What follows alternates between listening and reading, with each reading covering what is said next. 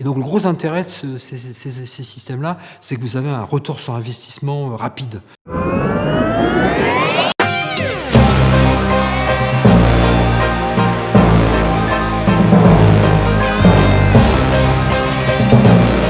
Je suis Paul Robert.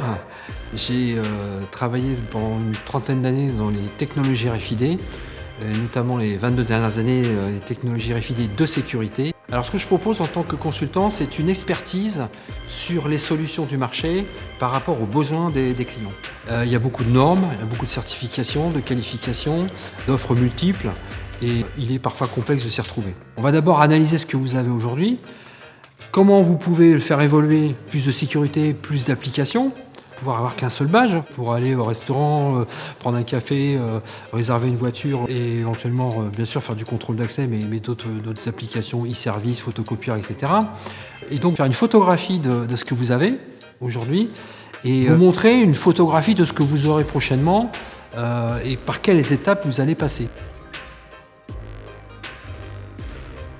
Alors pour vous expliquer ce qu'est la RFID, d'abord cette terminologie veut dire Radio Frequency Identification. Bon, c'est une terminologie anglaise, mais qui permet d'avoir une puce électronique, d'avoir une antenne et dedans y stocker des informations de manière sécurisée. Et donc la technologie RFID aujourd'hui permet d'avoir des échanges de haute sécurité puisque toute la communication est cryptée par des algorithmes comme l'AES 128 bits, qui est un algorithme public et qui est recommandé par l'ANSSI, l'Agence nationale des systèmes d'information du gouvernement. Souvent on part d'un principe, c'est d'avoir un identifiant de confiance. Un identifiant de confiance, comme on peut le comprendre, c'est votre passeport, votre carte d'identité, qui vous permet de vous authentifier et de vous identifier. Pourquoi aujourd'hui vous avez besoin d'un identifiant de confiance ? Pour la simple raison, c'est que la grande majorité des technologies RFID, des badges qui sont sur le marché de la sécurité sont duplicables, c'est-à-dire qu'on peut les cloner, c'est-à-dire qu'on peut faire une copie à 100% de votre badge et donc s'introduire et avoir des usages à votre place. Ça peut être très dommageable pour l'entreprise, mais aussi pour la personne, puisque si on n'arrive pas à faire la preuve qu'il y a eu effectivement une duplication à son insu, ça peut aller très très loin. Ce sont, je dirais, les applications concrètes qu'on va trouver aujourd'hui à base de ces technologies RFID. On va pouvoir effectivement s'authentifier pour prendre soit des objets. Alors l'exemple des objets, ça peut être dans des casiers électroniques, ça peut être des armes, notamment pour les polices municipales, où on va identifier précisément l'arme par une puce avec un identifiant unique et éventuellement ces équipements qui sont nécessaires, je dirais, à la vie d'un policier municipal. Deuxième exemple, dans le monde du tertiaire, ça va être effectivement de pouvoir contrôler les accès aussi bien à une entrée de parking qu'à une porte d'immeuble, une porte de bureau, à des objets. Sur le même principe, ça peut être aussi des clés mécaniques qu'on aura stockées dans des armoires à clés électroniques. Le dernier usage qu'on peut trouver dans l'entreprise, qu'elle soit publique ou privée, c'est effectivement ce qu'on appelle les cylindres électroniques.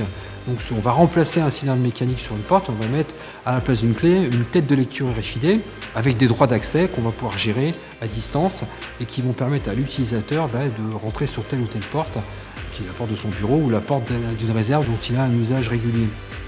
On va pouvoir trouver aussi la traçabilité de vêtements, la traçabilité d'objets. Dans l'industrie, on va pouvoir effectivement tracer aussi des outillages spécifiques ou dans les ateliers mécaniques. Donc on va pouvoir mutualiser un certain nombre d'équipements à plusieurs utilisateurs et donc d'avoir une traçabilité, une gestion des accès. Et donc le gros intérêt de ces systèmes-là, c'est que vous avez un retour sur investissement rapide qui est entre quelques mois et maximum 1 à 2 années.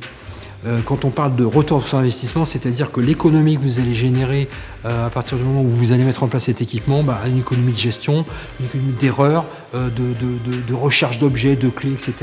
Notamment si on peut prendre le cas d'une grosse concession automobile, effectivement on va pouvoir faire des statistiques sur combien on a sorti de véhicules en essai ce mois-ci, avec quel vendeur, quel type de véhicule, quelle est la tendance, etc.